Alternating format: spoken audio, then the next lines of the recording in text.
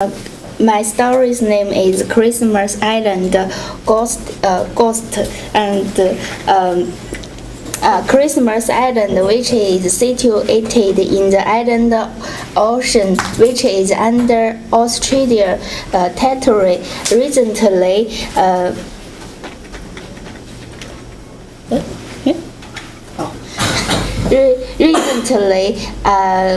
a couple of friends and I start to go crab hunting on the island, and we reached the dell, and we start to visually kill the crab and the plants for fun and bring some back to eat. Well, on our way back from the dells, it started getting pretty dark and gloomy, and the gravel road had turned into slippery ground, which made it ever hard to read on. When nevertheless the lace we went on, then suddenly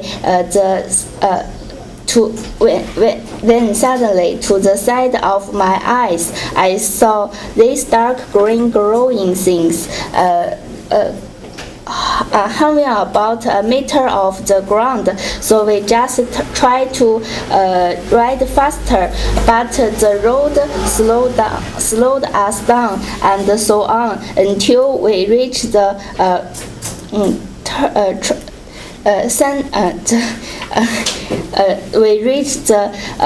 Chinese God temple. Then the dark green glowing is disappeared.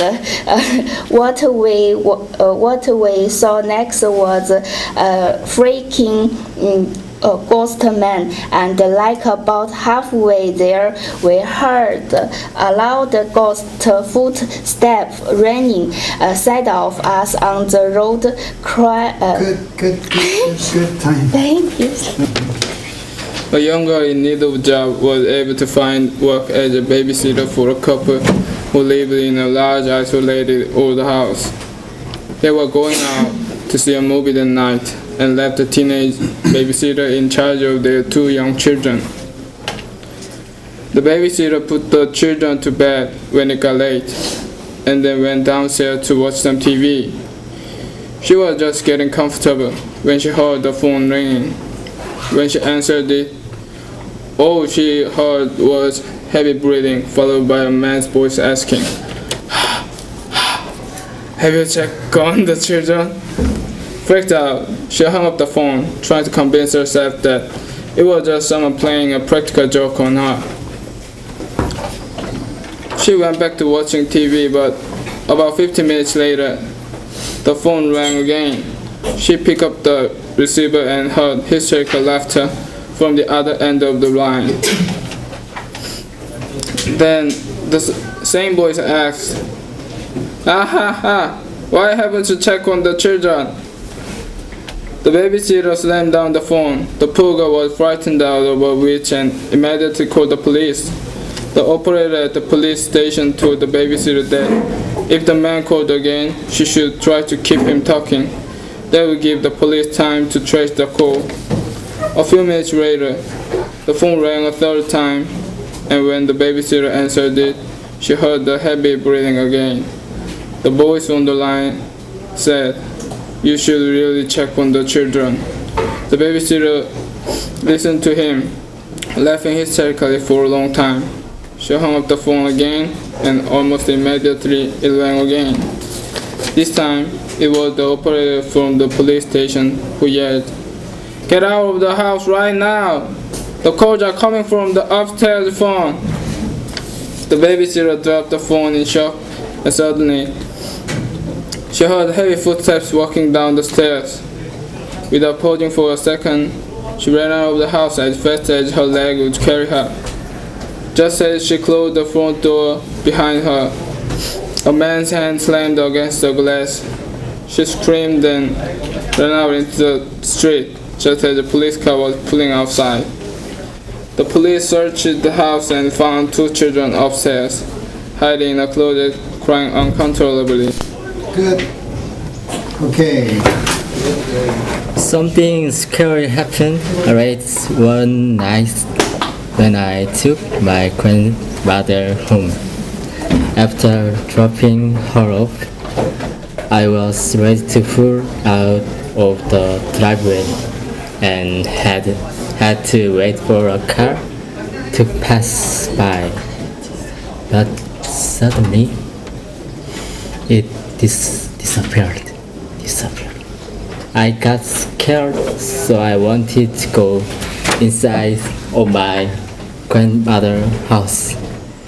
When I turning off my headlights, I saw a man standing right in front of my car, staring at me.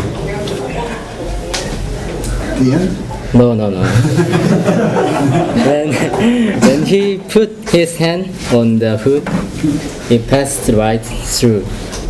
He disappeared, and then I freaked out and locked all of the doors.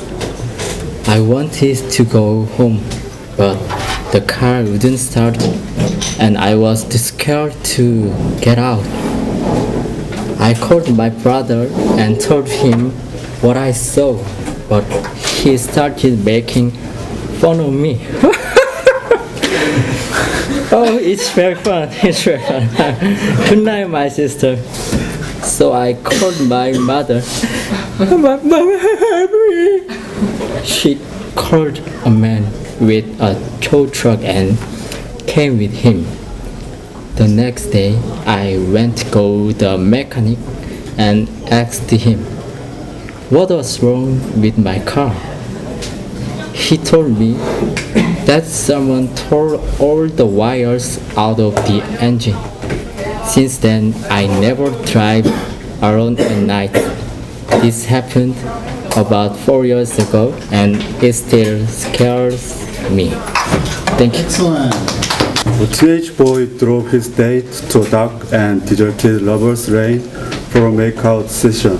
After turning on the radio for a mood music, he leaned over and began kissing her.